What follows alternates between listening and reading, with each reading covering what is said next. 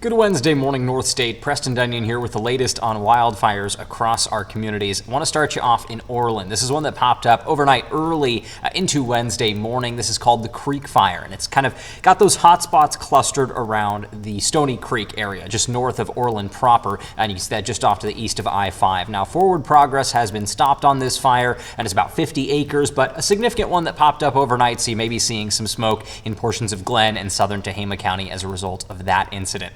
Now we shift to the Green Fire, right? This has been the main focus for a lot of folks because this is the largest in the North State, I believe the second largest in the state of California right now, and so it is commanding a lot of attention, and of course its proximity to Shasta Lake also worth noting.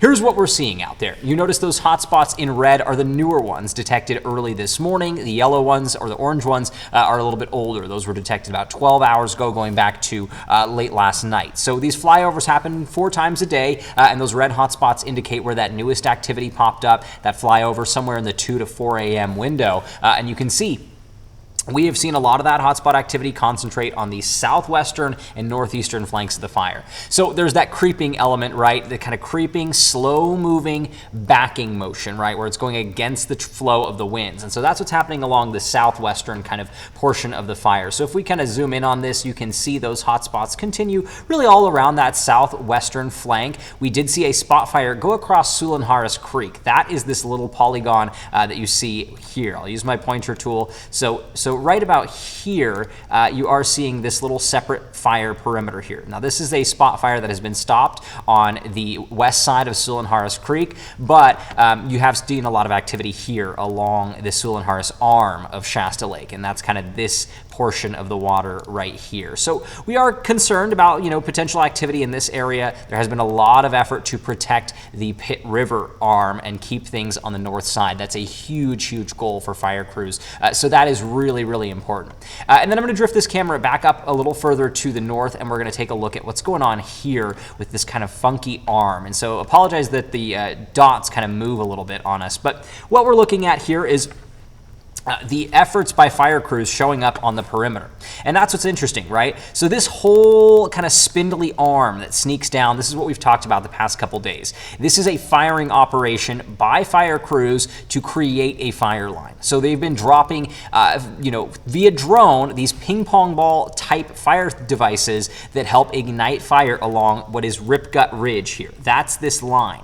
So that's where those hotspots are. They're continuing to progress that further south along the ridge to help provide a containment base for what is the naturally growing green fire itself here along this line. So down in this basin right about here is where Rip Gut Creek is, and the fire's been creeping its way down towards that, but up along the ridge just a little further to the east is where crews are working to contain the fire by starting fire. So that's the efforts that are going on there. That's what you see with this weird arm that juts out. That is intentional fire by fire crews.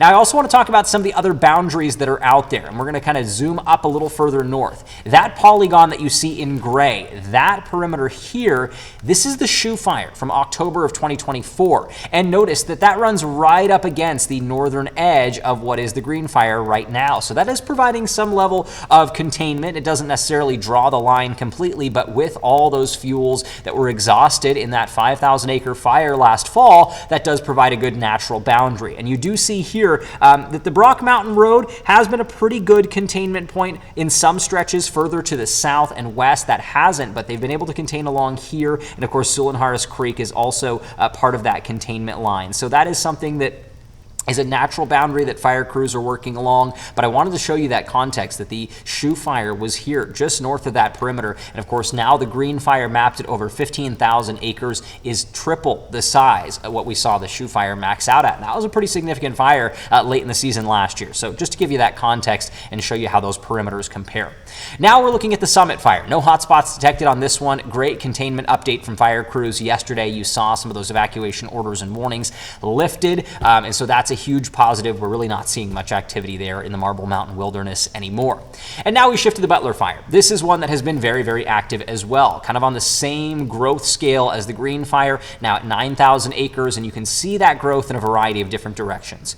Looking at this map, you can tell that the terrain is difficult and very complex, and so is the fire perimeter, right? And we'll look at that in more detail without these hotspots in a moment, but I do want to show you that these hotspots have concentrated here mostly to the southeast flank of the fire, where we're getting driven winds, right? Because those winds are coming out of the northwest, and so that fire's primary motion is going to be to the southeast. And that's continuing along Salmon River Road here, along the Salmon River, and that is a concern for the community of Forks of Salmon, which is just about here. This is kind of the center of that community, right? It's fairly rural and spread out, but you do have some of the core of town here along the Salmon River Road and Cecilville Road. That's kind of where these intersect.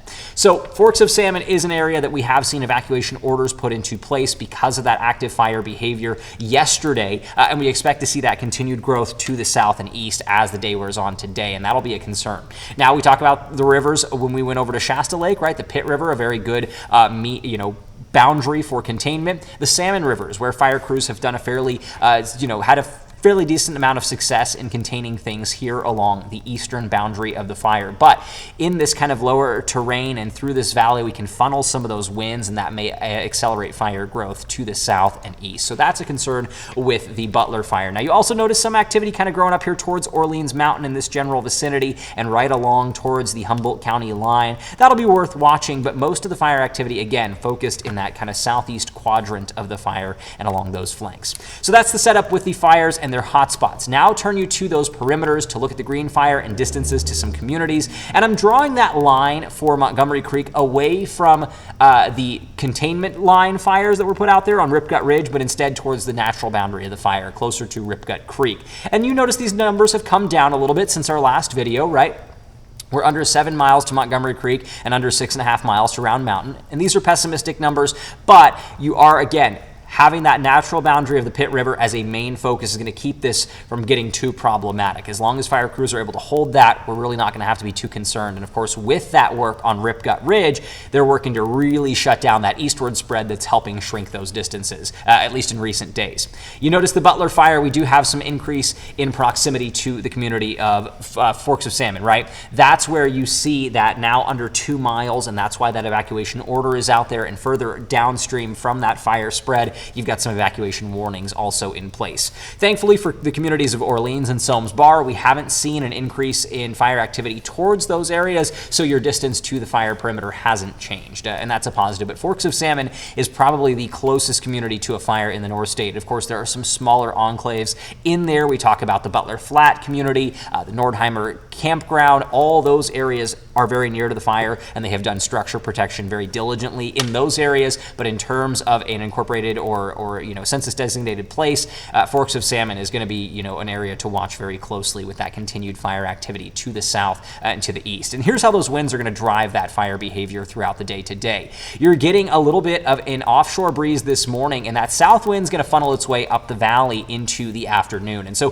what that'll do is clear out any haze and smoke that's setting up in Shasta County, kind of like we saw yesterday. It took a little while to get that out, but once we got out of the morning hours and into the afternoon, things really cleaned up nicely in places like Redding, Palisadro, Bella Vista, those areas. Now, that will be a wind that's south and then turning southwesterly as we head into the higher terrain, and so that'll push fire activity on the Green Fire to the northeast. That's fine, relatively speaking, because that's where those efforts are to contain the fire, right? That Ripgut Ridge firing operation is designed to contain fire spread to the north and east, and that's likely the way that the fire is going to be guided by these winds. Not the only direction that it's going to spread, but that's going to be the way that it's guided.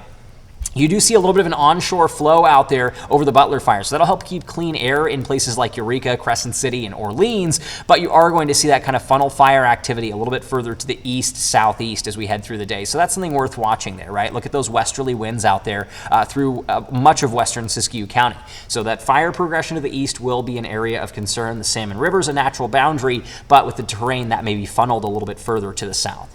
And here's what we look at with that smoke forecast. Very quickly, you do see a lot of that hanging hanging out over the northern tier of the Northstate this morning. It's been kind of pushed off of those fire perimeters in the overnight hours and into Siskiyou, Modoc, and Lassen counties. As the day wears on, things will dilute. We'll clear things out, especially heading southward with that south breeze, but then we're going to push that smoke off to the north and east off of both of those fires. So places like Bernie, Fall River Mills, and Alturas may be dealing with poor air quality overnight and into early Thursday. And of course, western Siskiyou County definitely socked in underneath that dense smoke. Stay safe out there. Thankfully, weather does look more favorable for fire crews as they continue their very hard work to make sure we can all stay safe. Thanks for watching. I'll update you again later this week.